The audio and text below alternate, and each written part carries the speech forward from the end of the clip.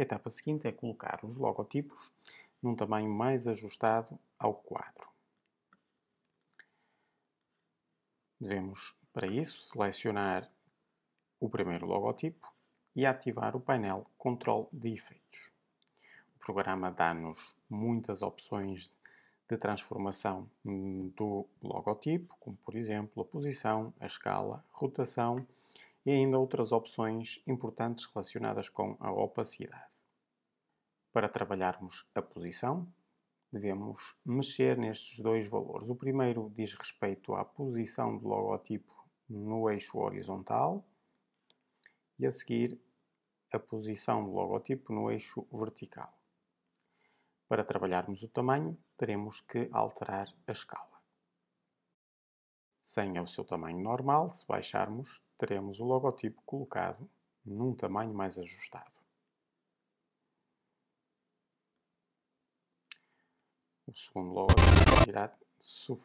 O segundo logotipo irá ser trabalhado da mesma forma. Novamente com ele selecionado, e a partir do parâmetro da escala podemos trabalhar o seu tamanho.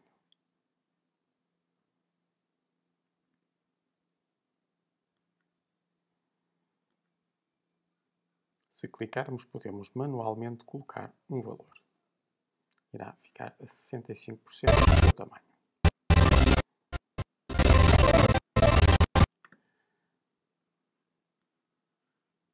De seguida, iremos aplicar uma transição entre os clipes de vídeo. As transições situam-se no painel dos efeitos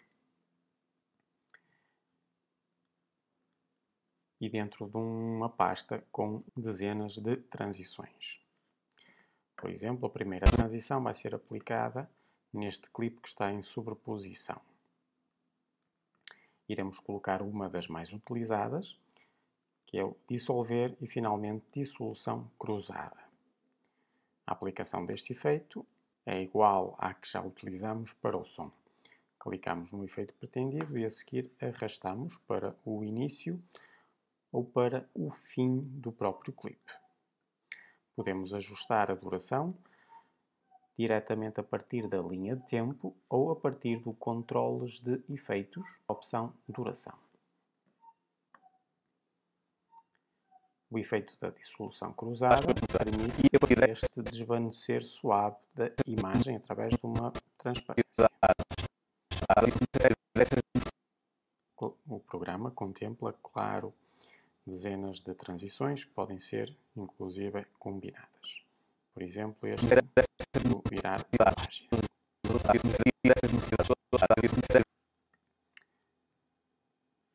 Contudo, iremos utilizar esta mais simples da dissolução cruzada. E dessas necessidades, todas as equipas são postas em atuação. Iremos aplicar a mesma transição nesta parte final. Podemos aplicar as transições a partir do atalho no teclado. Se selecionarmos os dois clipes de vídeo e colocarmos o CTI na posição do corte, se clicarmos no Ctrl D, iremos aplicar a transição que está definida por defeito. A transição definida por defeito é a que está aqui marcada pela linha azul. A seguir podemos utilizar o mesmo processo, selecionar as duas e novamente clicar no Ctrl D. Se por alguma razão a dissolução cruzada não ficar centralizada no corte, podemos selecionar a transição e alterar para início, fim ou no centro. Iremos colocá-la sempre centralizada relativamente ao corte. O passo seguinte consiste em colocar um crédito com o nome dos intervenientes.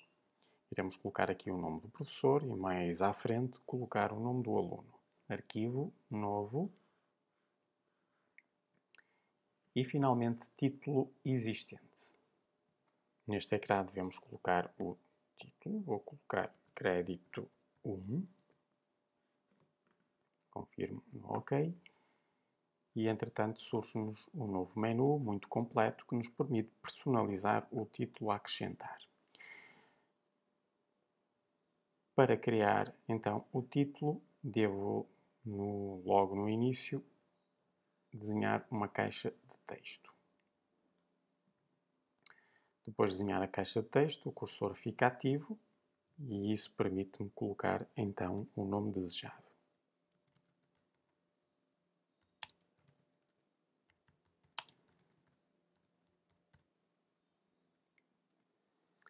Se selecionarmos o título colocado, podemos agora trabalhar as várias opções. Por exemplo, o alinhamento do texto relativamente à caixa desenhada, podemos trabalhar o tamanho, podemos inclusive alterar o espaçamento entre os caracteres.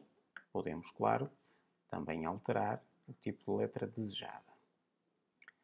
O programa oferece-nos dezenas de opções gráficas, como por exemplo a criação de formas geométricas ou formas personalizadas através de ferramentas que já são familiares a outros programas da Adobe.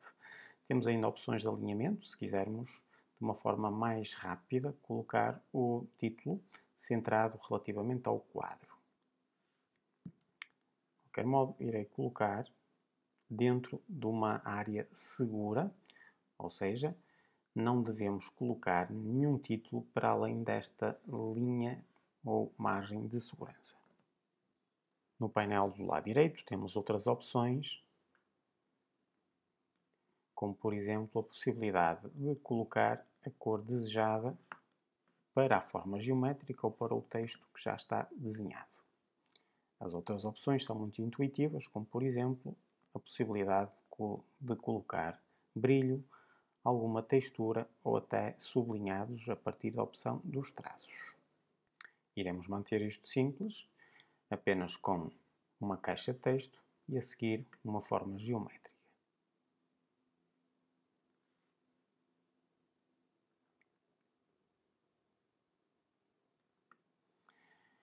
A forma geométrica, como foi desenhada depois da caixa de texto, ficou à frente, por isso precisamos de clicar no botão direito do rato, a seguir organizar e finalmente recuar. Como as letras estão a cor branca, devemos alterar a cor para que consigamos ter algum contraste. Devemos temporariamente colocar o texto fora do local final e assim mais facilmente alterar a cor das letras. Quando o título estiver com o aspecto gráfico pretendido, podemos fechar este painel. Para aplicarmos o crédito à edição, devemos arrastar a partir do painel Projeto. A duração do crédito pode ser definida a partir das máscaras. Podemos também trabalhar os parâmetros de transformação do crédito, como a posição, escala ou tamanho. Para voltarmos a editar este crédito, podemos clicar duas vezes para regressar ao menu de edição dos títulos.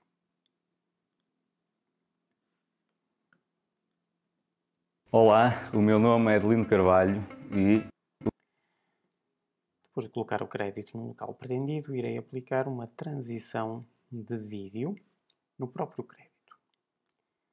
No painel de efeitos, irei procurar a opção Abertura. Irei aplicar no início e também no final do título. Se eu clicar no efeito, poderei aceder às opções no painel Control de Efeitos. Na transição de abertura, irei colocar a qualidade da suavização em alta. Existem mais opções que poderão ser ativadas a partir do mesmo painel. A duração também pode ser alterada aqui no campo Duração. Na transição de saída, irei alterar a posição do deslizamento. Irei clicar de leste a oeste. Tal como anteriormente, irei alterar a qualidade da suavização para alta.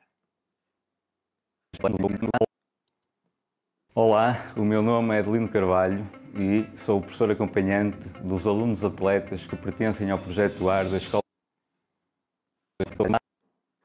Se eventualmente o vosso computador tiver alguma dificuldade em reproduzir o vídeo, Poderão clicar na tecla Enter, que ele irá fazer a renderização para mostrar em tempo real a reprodução do vídeo. Depois de concluído o render, esta linha de renderização irá passar de vermelho para verde.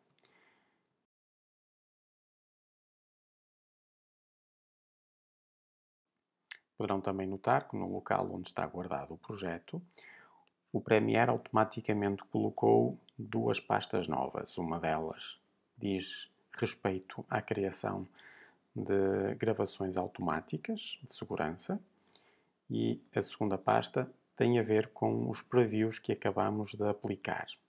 Ou seja, o programa automaticamente vai criando renderizações temporárias para que a reprodução no programa fique mais fluida.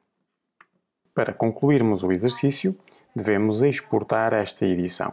Para exportarmos, devemos ter em atenção que a linha de tempo tem que estar ativada. É possível perceber que a linha de tempo está ou não ativada a partir da linha colorida que aparece na borda deste painel. A sequência que deve estar carregada também deve ser a sequência correta. Têm que se lembrar que em projetos mais complexos podemos ter mais do que uma sequência. Finalmente, a partir do menu principal, devemos ir a Arquivo e a seguir Exportar Mídia. Entretanto, aparece-nos um menu com as configurações de exportação. O programa dá-nos ainda muitas possibilidades de configurarmos o vídeo a exportar, por exemplo, redefinir qual é que é a duração. Neste caso, iremos colocar a sequência inteira, ou seja, desde o minuto 0 até aos 2 minutos e 20, que é a duração do nosso vídeo. Podemos também colocar aqui um redimensionamento de escala. Finalmente, do lado direito, devemos escolher qual é que é o formato pretendido. Iremos optar pelo H264, que irá produzir um ficheiro em MP4. Neste campo, definimos qual é que é o nome da saída, ou o nome do nosso ficheiro.